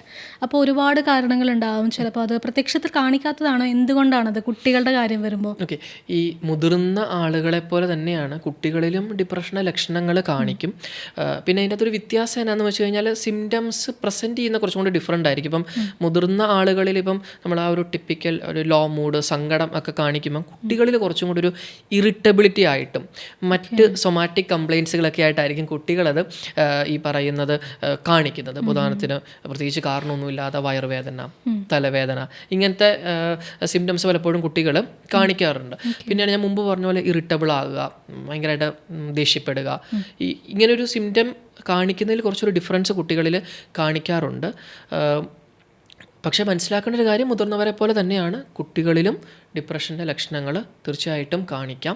ഇനി അത് പലപ്പോഴും ഇപ്പം ജിംന പറഞ്ഞ പോലെ തന്നെ തിരിച്ചറിയാൻ വൈകുന്നതിന് പല കാരണങ്ങളുണ്ട്. അപ്പോൾ അതിൽ പ്രധാനപ്പെട്ട കാരണങ്ങളിലൊന്ന് ഈ പറയുന്ന കമ്മ്യൂണിക്കേഷൻ ബാരിയറാണ്. ഇപ്പം നമുക്കൊരു വിഷമം ഉണ്ടെങ്കിൽ സ്വാഭാവികമായിട്ടും നമുക്കത് എക്സ്പ്രസ് ചെയ്യാനായിട്ട് നമുക്ക് വലിയൊരു ബുദ്ധിമുട്ടുണ്ടാകണമെന്നില്ല. പക്ഷേ കുട്ടികളിലോട്ട് വരുമ്പം അവർക്ക് അങ്ങനെ ഒരു എക്സ്പ്രസ് ചെയ്യാനായിട്ട് കുറച്ചൊരു ബുദ്ധിമുട്ടുണ്ടാകാം. അതാണ് ഒന്നാമത്തെ ഒരു കാരണം. മറ്റൊരു കാരണമാണ് ഈ ഡിപ്രഷനെ പറ്റിയുള്ള ചില തെറ്റായിട്ടുള്ള ധാരണ. ഇപ്പം കുട്ടികളിൽ ഡിപ്രഷൻ വരില്ല, കുട്ടികൾക്ക് എന്തിനാണ് ഡിപ്രഷൻ വരുന്നതെന്നൊക്കെ ചിന്തിക്കുന്ന ചില പേരൻസ് ഉണ്ട്, അവർക്ക് എന്തിൻ്റെ കുറവാണ്. അപ്പം ഈ തെറ്റായിട്ടുള്ള ധാരണ കാരണം ഈ പറയുന്ന ഡിപ്രഷൻ പലപ്പോഴും കുട്ടികൾ ഇങ്ങനത്തെ ലക്ഷണങ്ങൾ കാണിക്കുമ്പോഴും പേരൻസ് അത് ഇഗ്നോർ ചെയ്യുവാണ് ചെയ്യുന്നത്. മറ്റൊരു കാരണമാണ് ഇപ്പോൾ ഈ പറയുന്ന സിംറ്റത്തിൻ്റെ അല്ലെങ്കിൽ സിംറ്റംസ് പ്രസൻറ്റ് ചെയ്യുമ്പോൾ ഉണ്ടാകുന്നൊരു ഓവർലാപ്പ്. ഇപ്പം ഞാൻ പറഞ്ഞു, ഡിപ്രഷനിൽ കുട്ടികൾക്കൊരു ഇറിറ്റബിലിറ്റിയും ഒരു റെസ്റ്റ്ലെസ്നെസ്സും ഒരു കോൺസെൻട്രേഷൻ്റെ കുറവൊക്കെ കാണിക്കും. എന്നാൽ ചില ലക്ഷണങ്ങൾ, ഇപ്പം ഈ ഒരു കോൺസെൻട്രേഷൻ്റെ കുറവും റെസ്റ്റ്ലെസ്നെസ്സൊക്കെ മറ്റ് ചില പ്രശ്നങ്ങളിലും കാണിക്കും. ഉദാഹരണത്തിന് ADHD ഉള്ള കുട്ടികളിലും ഈ പറയുന്ന കോൺസെൻട്രേഷൻ്റെ കുറവും റെസ്റ്റ്ലെസ്നെസ്സൊക്കെ കാണിക്കാറുണ്ട്. അപ്പം പലപ്പോഴും പേരൻസ് ഈ പറയുന്ന സിംറ്റംസ് കാണിക്കും, ഇനി അത് ADHD ആണോ എന്നൊക്കെ തെറ്റിദ്ധരിക്കാറുണ്ട്. സോ അതാണ് മറ്റൊരു കാരണം. അതുപോലെ തന്നെയാണ് ഈ ഒരു ഫിസിക്കൽ കംപ്ലയിൻസുകൾ കുട്ടികൾ കാണിക്കും. ഇപ്പം തലവേദന അല്ലെങ്കിൽ വയറുവേദനയൊക്കെ പറയുമ്പം കൂടുതലും പേരൻസ് ചിന്തിക്കാൻ സാധ്യത നമുക്കറിയാമല്ലോ, അതൊരു ശാരീരികമായിട്ടുള്ളൊരു ഒരു പ്രശ്നമായിട്ടായിരിക്കും പലപ്പോഴും ആളുകൾ കാണാറ്. ഇപ്പം എനിക്ക് റെഫറൽസ് വരാറുണ്ട്, അപ്പം പീഡിയാട്രിഷ്യൻസ് ഒക്കെ റെഫർ ചെയ്യാറുണ്ട്. അപ്പം വയറുവേദന പറയുന്ന കുട്ടികളിൽ, അതുപോലെ തന്നെ ഭയങ്കര തലവേദന, പക്ഷെ അവർ നോക്കിയിട്ട് പ്രത്യേകിച്ച് പ്രശ്നങ്ങളൊന്നും കുട്ടികളിൽ കാണിക്കുന്നില്ല. സോ ഇങ്ങനെ ഒരു സിംറ്റംസ് കാണിക്കുമ്പം കുറച്ചൊരു ഡിഫറൻസ് കുട്ടികളിൽ കാണിക്കാറുണ്ട്. പിന്നെ ഞാൻ ഈ പറഞ്ഞ പല കാരണങ്ങൾ കൊണ്ട് പേരൻസ് ഇത് ഐഡൻറ്റിഫൈ ചെയ്യാനായിട്ട് ഡിലേ ആകാറുണ്ട്. സോ നമുക്കറിയാം, മുതിർന്നവരെ പോലെ തന്നെയാണ്. ഇപ്പം നമുക്ക് അറ്റ്ലീസ്റ്റ് നമുക്കത് എക്സ്പ്രസ് ചെയ്യുന്നതിൽ അത്രയും ഡിഫിക്കൽട്ടി ഉണ്ടാകണമെന്നില്ല. കുട്ടികൾ വരുമ്പോൾ അവർക്കത് എക്സ്പ്രസ് ചെയ്യുന്നതിൽ ഡിഫിക്കൽട്ടി ഉണ്ട്. സോ എത്രയും പെട്ടെന്ന് കുട്ടികളിൽ ഇങ്ങനെ ഒരു മാറ്റങ്ങൾ കാണുമ്പം അത് പേരൻസ് എത്രയും പെട്ടെന്ന് ഒരു പ്രൊഫഷണൽ ഹെൽപ്പ് എടുക്കാനായിട്ട് ശ്രദ്ധിക്കേണ്ടതുണ്ട്. ഇപ്പം നമുക്കറിയാം, കുട്ടികളിൽ ഈ മുമ്പ് പറഞ്ഞ ഇതുപോലെ തന്നെ ഇപ്പം നന്നായിട്ട് പഠിച്ചുകൊണ്ടിരിക്കുന്ന കുട്ടികൾ ഇപ്പോൾ പെട്ടെന്ന് പഠനത്തിൽ പുറകോട്ട് പോകുന്നു. അതുപോലെ തന്നെയാണ് ഉറക്കത്തിലും അല്ലെങ്കിൽ വിശപ്പിലൊക്കെ പെട്ടെന്ന് വ്യത്യാസം വരുന്നു. അപ്പോൾ ഇങ്ങനത്തെ ലക്ഷണങ്ങളൊക്കെ കണ്ടു കഴിഞ്ഞാൽ അതിനൊന്ന് കുറച്ചുകൂടെ സീരിയസ് ആയിട്ടൊന്ന് കാണാനായിട്ട് പേരൻസ് ശ്രദ്ധിക്കുന്നത് എപ്പോഴും നല്ലതായിരിക്കും. നമുക്കറിയാമല്ലോ, കുട്ടികളുടെ ഒരു മെൻ്റൽ ഹെൽത്ത് വളരെ പ്രധാനപ്പെട്ട ഒരു കാര്യമാണ്. അക്കാഡമിക്സിനേക്കാളും ഒക്കെ ഒരു പ്രധാനപ്പെട്ട ഒരു കാര്യം തന്നെയാണ് മെൻ്റൽ ഹെൽത്ത് ഇഷ്യൂസ്. അതുപോലെ തന്നെയാണ് എനിക്കും ചില പേരൻസൊക്കെ, എല്ലാവരും ആണെന്ന് പറയുന്നില്ല, പക്ഷേ ചില പേരൻസൊക്കെ എനിക്ക് തോന്നാറുണ്ട്, ഇപ്പം ഈ കുട്ടിക്ക് നമ്മുടെ അടുത്ത് വരുന്നു, കുട്ടിക്ക് പ്രശ്നമുണ്ട്, ഇപ്പം കുട്ടിക്ക് ട്രീറ്റ്മെൻറ്റ് വേണമെന്നൊക്കെ പറയുമ്പം ചില ആളുകൾ പറയും കുട്ടിയുടെ ക്ലാസ് പോകത്തില്ലേ. അപ്പം പല ആളുകളും അത്രയും സീരിയസ് ആയിട്ട്, പല ആളുകളും ചില ആളുകളെങ്കിലും അതത്ര സീരിയസ് ആയിട്ട് എടുക്കാത്തതായിട്ടും കാണുന്നുണ്ട്. അതിനൊക്കെ ഒരു കാരണം ഒരു പക്ഷേ തെറ്റിദ്ധാരണ ആയിരിക്കാം, കുട്ടികൾക്ക് ഡിപ്രഷൻ വരേണ്ട കാര്യമില്ലല്ലോ എന്നൊക്കെയുള്ള തെറ്റായിട്ടുള്ള ധാരണ കാരണമായിരിക്കാം. സോ ഒരു മെൻ്റൽ ഹെൽത്ത് പ്രൊഫഷണലിൻ്റെ അടുത്ത് പോകുമ്പം അവർ സാധാരണ രീതിയിൽ വളരെ ഡീറ്റെയിൽഡ് ആയിട്ട് പേരൻസിനെ എഡ്യൂക്കേറ്റ് ചെയ്യാറുണ്ട്. ഞാൻ മുമ്പ് പറഞ്ഞ ആ ഒരു ബയോളജിക്കലായിട്ടുള്ള ഫാക്ടേഴ്സും സൈക്കോളജിക്കലായിട്ടുള്ള ഫാക്ടേഴ്സും സോഷ്യൽ ഫാക്ടേഴ്സ് ഇതെല്ലാം വെച്ചിട്ട് പല മോഡൽസ് നമ്മൾ എക്സ്പ്ലെയിൻ ചെയ്യാറുണ്ട്. അങ്ങനെ പൊതുവെ എക്സ്പ്ലെയിൻ ചെയ്ത് കഴിയുമ്പോൾ പേരൻസ് പലപ്പോഴും മനസ്സിലാക്കാറുണ്ട്. ഓക്കെ, നമുക്ക് ഈ ചെറിയ പ്രായത്തിൽ എന്തിന് ഡിപ്രഷൻ ഉണ്ടാവുക എന്നുള്ള ഒരു സ്റ്റേറ്റ്മെന്റ് ആയിരിക്കും അവർ പറയുന്നത്. അതെ അതെ, ചില ആളുകൾക്കെങ്കിലും അങ്ങനെ ഒരു തെറ്റായിട്ടുള്ളൊരു ധാരണയുണ്ട്. ഇപ്പം പണ്ടത്തെ കാലത്താണെങ്കിൽ നമ്മൾ ഒരുപാട് പേരുണ്ട്, ഇപ്പം ഫാമിലിയിൽ തന്നെ ഒരുപാട് പേരുണ്ടാകും, അപ്പോൾ കുട്ടികൾക്ക് കമ്മ്യൂണിക്കേറ്റ് ചെയ്യാൻ ഒരുപാട് ആൾക്കാരുണ്ടാകും. പക്ഷേ ഇന്നത്തെ കാലത്ത് ഒരു ന്യൂക്ലിയർ ഫാമിലി ആയിരിക്കും, അച്ഛനും അമ്മയും ഒക്കെ ജോലിക്ക് പോകുന്നവരായിരിക്കും. അപ്പോൾ ശരിക്കും കമ്മ്യൂണിക്കേറ്റ് ചെയ്യാനുള്ള ഭയങ്കര ഒരു ഗ്യാപ്പും അവിടെ ഉണ്ടാവും. അപ്പോൾ ശരിക്കും ഇത്തരം പാരൻസിൻ്റെ അടുത്ത് എന്താ പറയാനുള്ളത്? ജിംന മുമ്പ് പറഞ്ഞ പോലെ തന്നെ ഇപ്പം പേരൻസൊക്കെ വളരെ ബിസി സ്കെഡ്യൂളിൽ വർക്ക് ചെയ്യുമ്പം ഒരുപക്ഷെ എല്ലാവർക്കും കുട്ടികളുടെ കൂടെ അത്രയും ടൈം കൊടുക്കാനായിട്ട് പറ്റണമെന്നില്ല. അപ്പം ചില കുട്ടികളെ ഒരുപക്ഷെ ഗ്രാൻഡ് പേരൻസ് ആയിരിക്കും ടേക്ക് കെയർ ചെയ്യുന്നത്. അപ്പം ഒരു കാര്യം ചെയ്യേണ്ടത്, എല്ലാ ദിവസവും കുട്ടികളുടെ കൂടെ കുറച്ച് സമയം സ്പെൻഡ് ചെയ്യാനായിട്ട് നോക്കുക എന്നുള്ളതാണ്. അപ്പം കുട്ടികളുടെ കൂടെ സ്പെൻഡ് ചെയ്യുമ്പം സ്വാഭാവികമായിട്ട് എന്ത് പറ്റും, അവരവരുടെ ബുദ്ധിമുട്ടുകൾ പേരൻസിൻ്റെ അടുത്ത് തുറന്ന് സംസാരിക്കാനായിട്ട് അവർക്കൊരു സ്പേസ് കിട്ടുവാണ് ചെയ്യുന്നത്. നമ്മൾ മുമ്പ് പറഞ്ഞ തന്നെ ഇപ്പോൾ അവരൊരു ബുദ്ധിമുട്ട് പറയുമ്പം അത് കേൾക്കാനായിട്ട് തയ്യാറാകുക എന്നുള്ളതാണ് രണ്ടാമത്തെ ഏറ്റവും പ്രധാനപ്പെട്ട കാര്യം. ഇപ്പം കുട്ടികൾ ഒരുപക്ഷെ പറയാൻ റെഡി ആയിരിക്കും, പക്ഷെ കേൾക്കാൻ ഇവരും റെഡിയാകണം. ഓക്കെ, സോ ഈ ഒരു കാര്യം പേരൻസ് ശ്രദ്ധിക്കുക. അതുപോലെ തന്നെ ഈ പറയുന്ന മാറ്റങ്ങൾ ഉണ്ടെങ്കിൽ ഇപ്പം കുട്ടികളിപ്പം ഞാൻ മുമ്പ് പറഞ്ഞാൽ ഉറക്കത്തിലോ വിശപ്പിലോ ഒക്കെ മാറ്റങ്ങൾ ഉണ്ടാകുന്നു, പെട്ടെന്ന് ഇറിറ്റബിൾ ആകുന്നു, നന്നായിട്ട് പഠിച്ചുകൊണ്ടിരിക്കുന്ന ആൾക്ക് പെട്ടെന്ന് പഠനത്തിൽ പുറകോട്ട് പോകുന്നു, ഇങ്ങനത്തെ കാര്യങ്ങളൊക്കെ കാണുവാണെങ്കിൽ പേരൻസ് കുറച്ചുകൂടി സീരിയസ് ആയിട്ട് എടുക്കുക. അത്രയാണ് എനിക്ക് പേരൻസിനോട് പറയാനായിട്ടുള്ളത്. നല്ലൊരു ക്വാളിറ്റി ടൈം കുട്ടികളുടെ കൂടെ കൊടുക്കുക. ഇപ്പോൾ അവർക്ക് നല്ല ടോയ്സ് വാങ്ങിച്ചു കൊടുക്കുന്നതിനേക്കാളും അല്ലെങ്കിൽ അവർ പറയുന്ന മറ്റു കാര്യങ്ങൾ വാങ്ങിച്ചു കൊടുക്കുന്നതിനേക്കാളൊക്കെ പ്രധാനമാണ് ഈ ഒരു ക്വാളിറ്റി ടൈം. അതായിരിക്കും കുട്ടികളുടെ ഒരു ഗ്രോത്തിന് ഏറ്റവും ഇമ്പോർട്ടൻ്റ് ആയിട്ടുള്ളൊരു കാര്യം. ഇപ്പം നമ്മൾ ഡിപ്രഷൻ്റെ കാര്യം എടുക്കുകയാണെങ്കിൽ പലപ്പോഴും നമ്മൾ പല കാര്യത്തിലും പറഞ്ഞു കേട്ടിട്ടുണ്ട്, നിനക്ക് എല്ലാം ഉണ്ടല്ലോ, പിന്നെ എന്തിനാ നിനക്ക് ഇങ്ങനെ സങ്കടം അല്ലെങ്കിൽ ഡിപ്രഷനിലേക്ക് നീ പോകുന്നത്. എക്സാമ്പിൾ നമ്മൾ സെലിബ്രിറ്റീസിൻ്റെ ഒക്കെ കാര്യം എടുക്കുകയാണെങ്കിൽ പണമുണ്ട്, ഫെയിം ഉണ്ട്, അവരാഗ്രഹിച്ച എല്ലാ കാര്യങ്ങളും അവരുടെ ജീവിതത്തിൽ ഓൾറെഡി നടന്നു കഴിഞ്ഞു, എന്നിട്ടും അവർക്ക് മനസ്സിന് സംതൃപ്തിയില്ല, സന്തോഷമില്ല എന്നൊക്കെയാണ് പറയുന്നത്. ശരിക്കും അത് ഡിപ്രഷനിലേക്കുള്ള സാധ്യതയാണോ? എങ്ങനെയാണ് അതിനെ എന്ത് രീതിയിലാണ് ഡിഫൈൻ ചെയ്യേണ്ടത്?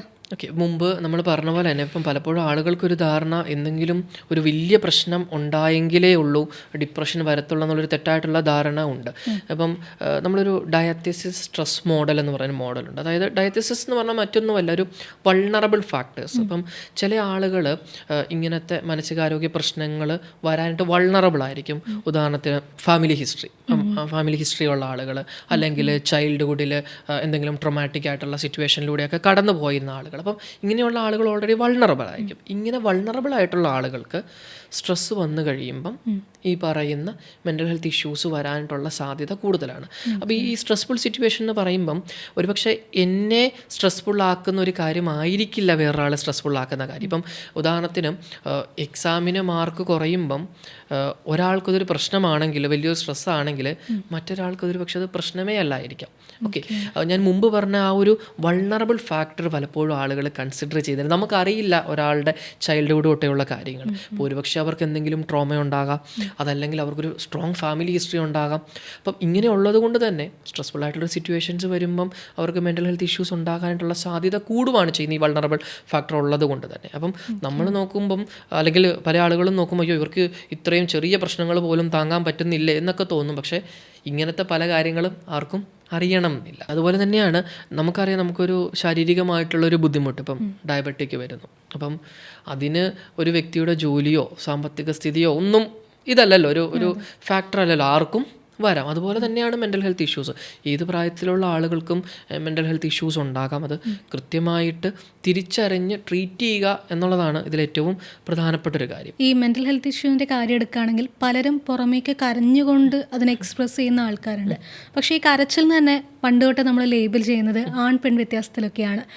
ആണുങ്ങൾ കരഞ്ഞുകൂടാ എന്നൊക്കെയുള്ള പല സ്റ്റേറ്റ്മെൻറ്റും നമ്മൾ കേൾക്കുന്നതാണ്.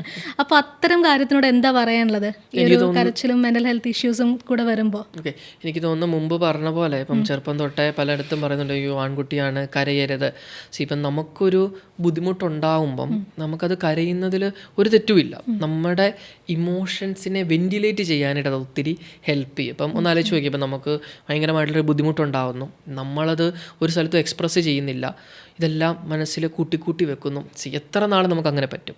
ഒരു ടൈം കഴിയുമ്പോൾ നമുക്കത് വളരെ ബുദ്ധിമുട്ടാവും. സോ വേറൊരാളുടെ അടുത്ത് തുറന്നു പറയുന്നതിനോ, ഇനി അതല്ല തുറന്നു പറയുമ്പോൾ കരയുന്നതിനോ യാതൊരു മടിയും വിചാരിക്കേണ്ട. ഇപ്പം തെറപ്പിക്കൊക്കെ ആളുകൾ വരുമ്പം ആളുകൾ കരയാറുണ്ട്. അപ്പം നമ്മളത് അവരുടെ ഇമോഷൻസിനെ വെന്റിലേറ്റ് ചെയ്യാനായിട്ടത് പലപ്പോഴും ഹെൽപ്പ് ചെയ്യുന്നതായിട്ടാണ് കാണുന്നത്. സോ കരയുന്നതിൽ യാതൊരു കുഴപ്പമില്ല. ഇപ്പം നമ്മൾ മെൻ്റൽ ഹെൽത്ത് ഇഷ്യൂയിലൂടെ ഒരുപാട് കാര്യങ്ങളിലൂടെ പോയിക്കൊണ്ടിരിക്കുമ്പോഴും പലപ്പോഴും ഇത്തരം തെറാപ്പി എടുക്കാനോ അല്ലെങ്കിൽ ക്ലിനിക്കൽ സൈക്കോളജിസ്റ്റിനെയോ സൈക്കാട്രിസ്റ്റിനെയോ കാണാനൊക്കെ മടി കാണിക്കുന്നുണ്ട്. ശരിക്കും എന്തായിരിക്കും ആ ഒരു മടി കാണിക്കാനുള്ള റീസൺ എന്ന് പറയുന്നത്? ഓക്കെ, പല കാരണങ്ങൾ ഉണ്ടാകാം. എനിക്ക് പലപ്പോഴും തോന്നിയിട്ടുള്ള ഒന്നാമത്തെ കാര്യം നമ്മൾ മുമ്പ് പറഞ്ഞ പോലെ, ഓക്കെ ഞാൻ ഇവരെയൊക്കെ കണ്ടു കഴിഞ്ഞാൽ, വല്ലവരും കണ്ടു കഴിഞ്ഞാൽ എന്താവും, മറ്റുള്ളവർ എന്ത് വിചാരിക്കും, അല്ലെങ്കിൽ എനിക്ക് എന്തോ വലിയ പ്രശ്നമാണെന്ന് വിചാരിക്കില്ലേ എന്നൊക്കെ ഓർത്തിട്ട് വരാത്ത ആളുകളെ കാണാറുണ്ട്. ഇനി രണ്ട്, ചില കേസുകളെങ്കിലും ഫാമിലി മെമ്പേഴ്സ് ആയിരിക്കും ഡിസിഷൻ മേക്കേഴ്സ്. അവരുടെ അടുത്ത് ഇങ്ങനത്തെ ബുദ്ധിമുട്ട് പറഞ്ഞു കഴിയുമ്പം സ്വാഭാവികമായിട്ട് അവരെന്ത് പറയും, ചില ആളുകളെങ്കിലും ഇതിനെ അങ്ങ് ഇഗ്നോർ ചെയ്യും. ഓക്കെ, ഞാൻ മുമ്പ് പറഞ്ഞ ഇപ്പം പ്രത്യേകിച്ച് പെൺകുട്ടികളാണെങ്കിൽ ചില ഫാമിലി മെമ്പേഴ്സ് പറയാറുണ്ട്, അയ്യോ ഇങ്ങനെ പോകുന്ന കണ്ടു കഴിഞ്ഞാൽ എന്താകും, ഇനി കല്യാണത്തിൻ്റെ സമയമാണ്, പലരും കണ്ടു കഴിഞ്ഞു കഴിഞ്ഞാൽ ഇത് പ്രശ്നമല്ലേ. ഇവൻ നമ്മുടെ അടുത്ത് വന്നും പറയാറുണ്ട്, ഇങ്ങനെ മെഡിസിന് പോകണം, സൈക്കാട്രിസ്റ്റിനെ കാണണം എന്ന് പറയുമ്പോൾ അയ്യോ മരുന്ന് സ്റ്റാർട്ട് ചെയ്ത് കഴിഞ്ഞാൽ വലിയൊരു അറിഞ്ഞു കഴിഞ്ഞാൽ എന്താകും, കല്യാണമൊക്കെ നോക്കുന്നതല്ലേ. ഇപ്പം ഈ ഫാമിലി ഡിസിഷൻ മേക്കറായിട്ട് വരുമ്പം ചില സമയത്ത് അവർ അത്രയും ഫാമിലി മെമ്പേഴ്സ് എൻകറേജ് ചെയ്യാതെ വരുന്നത് കൊണ്ട് തെറപ്പിക്ക് വരാത്ത ആളുകളുണ്ട്. ഇപ്പം ഞാൻ തന്നെ ആൾക്കാരെ കണ്ടിട്ടുണ്ട്, ഇപ്പം ആളുകൾ വരുമ്പോൾ അവർക്ക് തെറപ്പി എടുക്കണമെന്ന് ഭയങ്കര ആഗ്രഹം, പക്ഷേ ഫാമിലിയിൽ നിന്ന് സപ്പോർട്ട് കിട്ടണമെന്നില്ല. നമുക്കറിയാലോ ഇത് ഇമോഷണൽ സപ്പോർട്ട് മാത്രമല്ല, ഈവൻ ഫൈനാൻഷ്യൽ സപ്പോർട്ടും ഇമ്പോർട്ടൻ്റ് ആണ്. പലപ്പോഴും ഇങ്ങനെ ഫാമിലി സപ്പോർട്ട് ചെയ്യണമെന്നില്ല. ഇനി അടുത്ത മറ്റൊരു കാര്യമാണ്, ഇപ്പം തെറപ്പിക്കൊന്നും മുമ്പ് പോകാത്ത ഒരാളെ സംബന്ധിച്ചിടത്തോളം അവർക്കൊരു തോന്നലുണ്ടാവും, ഇനി തെറപ്പിസ്റ്റിൻ്റെ അടുത്ത് ഞാൻ നമുക്കറിയാലോ വളരെ സെൻസിറ്റീവായിട്ടുള്ള കാര്യങ്ങളൊക്കെ ആളുകൾ പറയാറുണ്ട്, ഞാൻ തെറപ്പിസ്റ്റിൻ്റെ അടുത്ത് എൻ്റെ കാര്യങ്ങൾ പറഞ്ഞു കഴിഞ്ഞാൽ തെറപ്പിസ്റ്റ് എന്ത് വിചാരിക്കും. ഇപ്പം ശരിക്കും തെറപ്പിസ്റ്റ് എന്ന് പറഞ്ഞാൽ നിങ്ങളെ ജഡ്ജ് ചെയ്യാൻ പാടില്ലാത്ത ഒരാളാണ്, അല്ലെങ്കിൽ നിങ്ങളെ ജഡ്ജ് ചെയ്യാത്ത ഒരാളാണ്. അപ്പം ഇങ്ങനെ ജഡ്ജ് ചെയ്യുമോ എന്നൊക്കെയുള്ള തെറ്റായിട്ടുള്ള ധാരണ കാരണം വരാത്ത ആൾക്കാരുണ്ട്.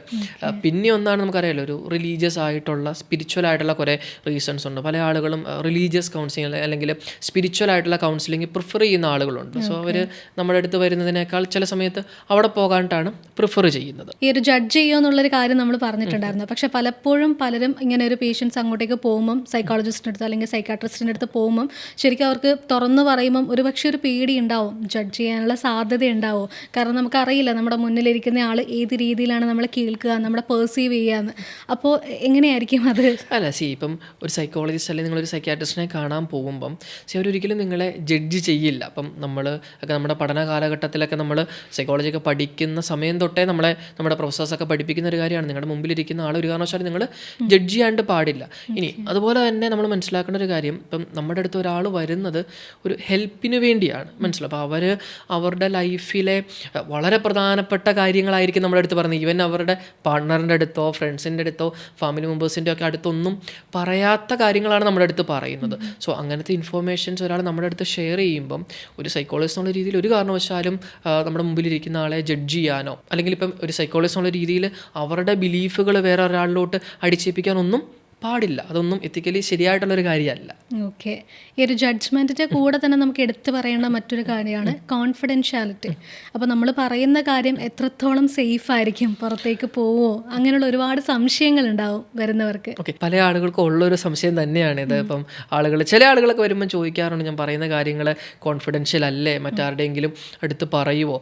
തീർച്ചയായിട്ടും നിങ്ങളൊരു സൈക്കോളജിസ്റ്റിൻ്റെ അടുത്ത് അല്ലെങ്കിൽ ഒരു മെൻ്റൽ ഹെൽത്ത് പ്രൊഫഷണലിൻ്റെ അടുത്ത് പറയുന്ന കാര്യങ്ങൾ തീർച്ചയായിട്ടും കോൺഫിഡൻഷ്യൽ ആയിരിക്കും, എക്സെപ്റ്റ് ചില സിറ്റുവേഷൻസ് ഉണ്ട്.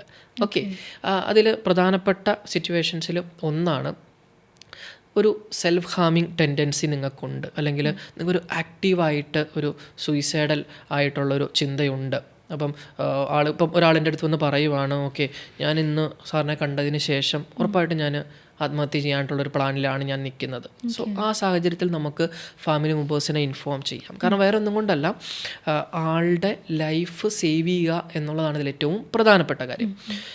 രണ്ടാമത്തെ ഒരു കാര്യമാണ്, ഇപ്പം ഒരാൾ വന്നു, അവർ പറയുകയാണ് അവർക്ക് വേറൊരാളെ ഹാം ചെയ്യാനായിട്ടുള്ള ഒരു ക്ലിയർ പ്ലാനുണ്ട്. ഓക്കെ, ഞാൻ ഇന്ന് പോകുന്ന വഴിക്ക് ഇന്നയാളെ ഞാൻ ഉറപ്പായിട്ടും ഹാം ചെയ്യും. സ്വാഭാവികമായിട്ടും ഒരാളുടെ ലൈഫ് സേവ് ചെയ്യാനായിട്ട് നമുക്ക് കോൺഫിഡൻഷ്യാലിറ്റി അവിടെ ബ്രേക്ക് ചെയ്യാം. 3, നമുക്കറിയാം കുട്ടികളുമായിട്ട് ബന്ധപ്പെട്ട് ഇപ്പം പോക്സോ ആക്ടിൻ്റെ കീഴിൽ വരുന്നത്, ഇപ്പം ഒരു കുട്ടിയാണ് കൗൺസിലിങ്ങിന് വരുന്നതെന്ന് വിചാരിക്കുക. ഇപ്പം ആ കുട്ടി പറയുവാണ് എനിക്കിങ്ങനെ ഒരു അബ്യൂസ് ഉണ്ടായിട്ടുണ്ട് എന്ന് പറഞ്ഞാൽ തീർച്ചയായിട്ടും നിയമപ്രകാരം നമ്മളത് കോൺഫിഡൻഷ്യാലിറ്റി ബ്രേക്ക് ചെയ്യുകയും നമ്മളത് റിപ്പോർട്ട് ചെയ്യുകയും ചെയ്യും. സാധാരണ രീതിയിൽ ഞങ്ങൾ ചെയ്യുന്നത്, ഇപ്പം റിപ്പോർട്ട് ചെയ്യുന്നതിന് മുമ്പ് പേരൻസിൻ്റെ അടുത്ത് നമ്മളത് സൂചിപ്പിക്കും. ഇപ്പം സൂചിപ്പിച്ചതിന് ശേഷമായിരിക്കും നമ്മളത് റിപ്പോർട്ട് ചെയ്യുന്നത്. കാരണം അത് റിപ്പോർട്ട് ചെയ്തില്ലെങ്കിൽ നിയമപരമായിട്ടുള്ള പ്രശ്നങ്ങൾ നമുക്കും ഉണ്ടാക്കാം. ഡിപ്രഷൻ്റെ കൂടെ തന്നെ എടുത്തു പറയേണ്ട മറ്റൊരു കാര്യമാണ് പോസ്റ്റ്മോർട്ടം ഡിപ്രഷൻ എന്നുള്ളത്. ഒരുപാട് പേര് ഒരുപക്ഷെ കേൾക്കാൻ ആഗ്രഹിക്കുന്ന ഒന്ന് തന്നെയായിരിക്കും. ഒരുപക്ഷെ നമ്മൾ പലപ്പോഴും വീട്ടിലുള്ള മുതിർന്നവർ പറയുന്ന അതിനുള്ളൊരു കാര്യം എന്താണെന്ന് വെച്ചാൽ, ഞങ്ങളൊക്കെ കുറേ പ്രസവിച്ചതാണ്, ഞങ്ങളുടെ കാലത്ത് ഇങ്ങനെയൊന്നും ഉണ്ടായിരുന്നില്ലല്ലോ എന്നുള്ളൊരു കാര്യം പറഞ്ഞ് കേട്ടിട്ടുണ്ട്. മീൻസ് ഒരുപക്ഷെ പലരും പറയുന്നുണ്ട്, ചിന്തിക്കുന്നുണ്ട്. അപ്പോൾ അന്നത്തെ കാലത്ത് അങ്ങനെയൊന്നും ഉണ്ടായിരുന്നില്ല, ഇന്നത്തെ കാലത്ത് ഉണ്ട്. ശരിക്കും എങ്ങനെയാണ് ഈ ഒരു പോസ്റ്റ്മോർട്ടം ഡിപ്രഷനെ നമ്മൾ ഡിഫൈൻ ചെയ്യേണ്ടത്? അതിൻ്റെ കാരണങ്ങളും കാര്യങ്ങളും ഒക്കെ എന്താണ്? ഓക്കെ, ഇപ്പം പല ആളുകളും ഈ എൻ്റെ അടുത്ത് ക്ലയൻസൊക്കെ വരുമ്പം ഇങ്ങനെ പറയുന്നത് കേട്ടിട്ടുണ്ട്, അവരുടെ ഫാമിലി മെമ്പേഴ്സിൽ നിന്നൊക്കെ ഇങ്ങനത്തെ ചില ക്രിട്ടിക്കലായിട്ടുള്ള കമൻറ്റുകൾ കേൾക്കാറുണ്ട് എന്നുള്ളത്. പണ്ടും ഉണ്ടായിരുന്നു, ഇപ്പോൾ ആളുകൾക്ക് അവയർനെസ് ഉള്ളത് കൊണ്ട് അവരിത് തിരിച്ചറിഞ്ഞു ട്രീറ്റ്മെൻറ്റ് എടുക്കാനായിട്ട് വരുന്നുണ്ട് എന്നുള്ളൊരു, അതാണ് അതിലെ യാഥാർത്ഥ്യം. അതുപോലെ നമുക്കറിയാം ഇപ്പം പോസ്റ്റ് ഡെലിവറി ഇപ്പം പല ആളുകൾക്കും ചെറിയ ഒരു മൂഡ് സ്വിങ്സും ഇറിറ്റബിലിറ്റിയൊക്കെ പല ആളുകളിലും കണ്ടുവരാറുണ്ട്, ഉറക്കത്തിലൊക്കെ ഉള്ളൊരു കുറവും കാര്യങ്ങൾ. പക്ഷെ ഒരു പോസ്റ്റ്മോർട്ടം ഡിപ്രഷൻ എന്ന് പറയുമ്പോൾ അത് കുറച്ചും കൂടെ ലോങ് ലാസ്റ്റിംഗ് ആണ്. ഓക്കെ, ഇപ്പം ചില കേസുകളിലൊക്കെ അമ്മയ്ക്ക് കുട്ടിയായിട്ട് ഇമോഷണലി കണക്റ്റഡ് ആകാനായിട്ടൊക്കെ ഉള്ളൊരു ഡിഫിക്കൽട്ടി വരുന്നു. ഇപ്പം ചില ആളുകൾ ഒത്തിരി തന്നെ ഇരുന്ന് കരയുന്നു, ഫാമിലി മെമ്പേഴ്സിൻ്റെ ഒക്കെ അടുത്തുനിന്ന് വിഡ്രോവൽ ആവുന്നു. ഞാൻ അങ്ങനെയും ചില ആളുകളിൽ കേട്ടിട്ടുണ്ട്. ഇപ്പം കൊച്ചുണ്ടാകുന്നതിന് മുമ്പ് വരെ എന്നോട് ഭയങ്കര സ്നേഹമായിരുന്നു, കൊച്ചുണ്ടായതിന് ശേഷം എൻ്റെ അടുത്തൊരു സ്നേഹവും ഇല്ല. അപ്പം പലപ്പോഴും കുട്ടി ഉണ്ടായതിന് ശേഷം നമുക്കറിയില്ല ഈ പോസ്റ്റ്മോർട്ടം ചേഞ്ചസ് ഉണ്ടാകുന്നുള്ളൂ, പോസ്റ്റ് ഡെലിവറി ചേഞ്ചസ്, അത് ഉണ്ടാക്കുന്ന ഹോർമോണൽ ചേഞ്ചസ് ഒക്കെ കാരണം ആകാം പല ആളുകളും ഈ പറയുന്ന വിഡ്രോവലൊക്കെ ആയിട്ട് നിൽക്കുന്നത്. അപ്പം പാർട്ട്ണർ നോക്കുമ്പം, ഇപ്പം പാർട്ട്ണർക്ക് ഇതിനെപ്പറ്റി ഒരു അവയർനെസ് ഇല്ലെങ്കിൽ സ്വാഭാവികമായിട്ട് അവർ നോക്കുമ്പം ഉൾവരിഞ്ഞ് നിൽക്കുന്നു. നേരത്തെ ഡെലിവറിക്ക് മുമ്പ് വരെ നന്നായിട്ട് എൻ്റെ അടുത്ത് ടൈം സ്പെൻഡ് ചെയ്ത് എൻ്റെ അടുത്ത് നന്നായിട്ട് സംസാരിച്ചുകൊണ്ടിരുന്ന ആളിപ്പോൾ എൻ്റെ അടുത്ത് മിണ്ടുന്നില്ല. ഫ്രണ്ട്സ് നോക്കുമ്പോഴും അതുപോലെ തന്നെ എന്നെ അതിന് മുമ്പൊക്കെ വിളിച്ചുകൊണ്ടിരുന്നു, കൊച്ചുണ്ടായതിനു ശേഷം ഇപ്പോൾ വിളിക്കുന്നേ ഇല്ല. ഇങ്ങനെ പല ഇതിനെപ്പറ്റി അറിയാൻ മേലാത്ത ആളുകളെ സംബന്ധിച്ചിടത്തോളം അവരിങ്ങനെയൊക്കെ ആയിരിക്കും ചിന്തിക്കുന്നത്. അപ്പം അതുപോലെ തന്നെയാണ് ഇപ്പം ചില ആളുകളെ സംബന്ധിച്ചിടത്തോളം ഇനി ഞാനൊരു നല്ല അമ്മയല്ലേ എന്നൊക്കെയുള്ള ചില ചിന്തകളുണ്ടാകും, പ്രത്യേകിച്ച് ഈ കമൻറ്റുകൾ കേൾക്കുമ്പോൾ. അപ്പം നമുക്കറിയാം കുട്ടി ഉണ്ടായതിനു ശേഷം പല ആളുകളും കുട്ടീനെ കാണാൻ വരും, പല ആളുകളും പല കമൻറ്റുകൾ വരും. അപ്പോൾ ഈ ഒരു പോസ്റ്റ്മോർട്ടം ഡിപ്രസീവ് ഫേസിലൊക്കെ നമുക്കറിയാലോ, ചില ആളുകൾക്ക് കുട്ടികളുമായിട്ട് ഇമോഷണലി കണക്റ്റഡ് ആകാനായിട്ടൊക്കെ ഒരു ബുദ്ധിമുട്ടുണ്ടാകുമ്പം ഈ ചുറ്റും നിൽക്കുന്ന ആളുകൾ പറയും ഇപ്പോഴല്ലേ ഏറ്റവും കൂടുതൽ സന്തോഷിക്കുന്ന ടൈം, ഈ സമയത്ത് സന്തോഷിക്കുന്നില്ലെങ്കിൽ എപ്പോഴാണ് സന്തോഷിക്കുന്നത്. ഇപ്പം സ്വാഭാവികമായിട്ടും അമ്മയെ സംബന്ധിച്ചിടത്തോളം അത് തന്നെ ഒരു ഗിൽറ്റി ഫീലിംഗ് ഉണ്ടാക്കും, മനസ്സിലാകുന്നുണ്ട്. അപ്പം ഫാമിലി മെമ്പേഴ്സ് ഇങ്ങനത്തെ കാര്യങ്ങളിൽ അവെയർ ആകുക എന്നുള്ളതാണ് ഇതിലെ ഏറ്റവും പ്രധാനപ്പെട്ട കാര്യം. ഇപ്പം പോസ്റ്റ് ഡെലിവറി പല ആളുകൾക്കും പലതരത്തിലുള്ള ചേഞ്ചസ് ഉണ്ടാകാറുണ്ട്. സോ അത് മനസ്സിലാക്കുക, ഇനി പരമാവധി സപ്പോർട്ട് കൊടുക്കുക, അനാവശ്യമായിട്ടുള്ള കമൻറ്റുകൾ പറയാതിരിക്കുക. ഇനി ഇപ്പം ഈ ഒരു സിംറ്റംസൊക്കെ ഇങ്ങനെ പെർസിസ്റ്റ് ചെയ്യുന്നു, അവരുടെ ഒരു ജീവിതത്തെ ബാധിച്ചു തുടങ്ങുന്നു എന്ന് തോന്നിയാൽ തീർച്ചയായിട്ടും അതൊരു പ്രൊഫഷണലിനെ കാണിക്കാനായിട്ട് എത്രയും പെട്ടെന്ന് അവർ തയ്യാറാകുക എന്നുള്ളതാണ് ചെയ്യേണ്ടത്. അപ്പോൾ ഫൈനലി നമ്മൾ ഡിപ്രഷൻ്റെ കാര്യം പറയുമ്പം ഇത് സൈലൻ്റ് ആയിട്ട് ഡിപ്രഷൻ സ്ട്രഗിൾ ചെയ്യുന്ന ഒരുപാട് ആൾക്കാർ നമുക്ക് ചുറ്റും ഉണ്ടാവും, ഒരുപക്ഷെ നമ്മുടെ കൂടെ തന്നെ ഉണ്ടാവും. അവരോട് എന്താ പറയാനുള്ളത്? എനിക്ക് മെയിനായിട്ട് പറയാനുള്ള കാര്യങ്ങളൊന്ന്, നമ്മുടെ മെൻ്റൽ ഹെൽത്തിന് പ്രയോറിറ്റി കൊടുക്കുക. 2, നമുക്കൊരു ബുദ്ധിമുട്ടുണ്ട്, നമുക്കത് ഹാൻഡിൽ ചെയ്യാൻ പറ്റുന്നില്ലെങ്കിൽ ഒരു ക്വാളിഫൈഡ് ആയിട്ടുള്ള മെൻ്റൽ ഹെൽത്ത് പ്രൊഫഷണലിൻ്റെ അടുത്ത് പോവുക. ഇനി പോയാൽ മാത്രം പോരാ, അവർ പറയുന്ന കാര്യങ്ങൾ കൃത്യമായിട്ട് കേൾക്കുക. ഇപ്പം ഡോക്ടറെ കണ്ടു, സൈക്യാട്രിസ്റ്റിനെ കണ്ടു, അവർ മെഡിസിൻ കഴിക്കാൻ പറഞ്ഞാൽ തീർച്ചയായിട്ടും നിങ്ങൾ മെഡിസിൻ കഴിക്കുക. അതുപോലെ തന്നെ തെറപ്പിസ്റ്റ് പറയുന്ന കാര്യങ്ങൾ ചെയ്യുക. മെഡിസിൻ പ്ലസ് തെറപ്പിയുടെ ഹെൽപ്പോടുകൂടി നിങ്ങൾക്ക് തീർച്ചയായിട്ടും ഇത് ഓവർകം ചെയ്യാനായിട്ട് പറ്റും. ഓക്കെ, അപ്പോൾ തീർച്ചയായും അങ്ങനെ സൈലൻ്റായിട്ട് സ്ട്രഗിൾ ചെയ്യുന്ന ആൾക്കാരൊക്കെ ഉണ്ടെങ്കിൽ അവരൊന്ന് ഓവർകം ചെയ്യാൻ സഹായിക്കട്ടെ. ഒരുപക്ഷെ ഇത്തരം ഒരുപാട് സൈക്കോളജിസ്റ്റിൻ്റെ ഹെൽപ്പ് എടുക്കാനും അവർ മുന്നോട്ടേക്ക് മുതിരട്ടെ അല്ലേ, അപ്പം ഫാമിലി മെമ്പേഴ്സും ഫ്രണ്ട്സും ഒക്കെ തീർച്ചയായിട്ടും അവയർനെസ് കൂടട്ടെ. യെസ്. അപ്പോൾ എന്തായാലും വൈൻഡപ്പ് ചെയ്യുന്നതിന് മുമ്പ് ജസ്റ്റ് ഒരു എന്നോട്ട് കൂടെ. ഓക്കെ, അപ്പോൾ എന്തായാലും ഡിപ്രഷനെ കുറിച്ചാണ് നമ്മൾ ഇത്ര നേരം സംസാരിച്ചത്. നേരത്തെ നമ്മൾ പറഞ്ഞതുപോലെ ഒരുപാട് ആൾക്കാർ കേൾക്കുന്നുണ്ടാകും, ഒരുപാട് ആൾക്കാരുടെ സംശയത്തിനുള്ളൊരു സൊല്യൂഷൻ തന്നെയായിരിക്കും ഒരുപക്ഷെ ഒരു ടോക്ക്. അപ്പോൾ എന്തായാലും നമ്മൾ എല്ലാവരുടെ അടുത്തും പറയാനുള്ളത്, അവർ ഒരുപക്ഷെ ഒരുപാട് ആൾക്കാർ ഇത്തരം പ്രശ്നങ്ങൾ നേരിടുന്നുണ്ടെങ്കിൽ അവരെ കേൾക്കാൻ നമ്മൾ മുതിരുക, ഒരു ഹെൽപ്പ് അവർക്ക് നൽകുക. തീർച്ചയായും. Yes, be kind. ഓക്കെ, അപ്പോൾ thank you so much. Welcome.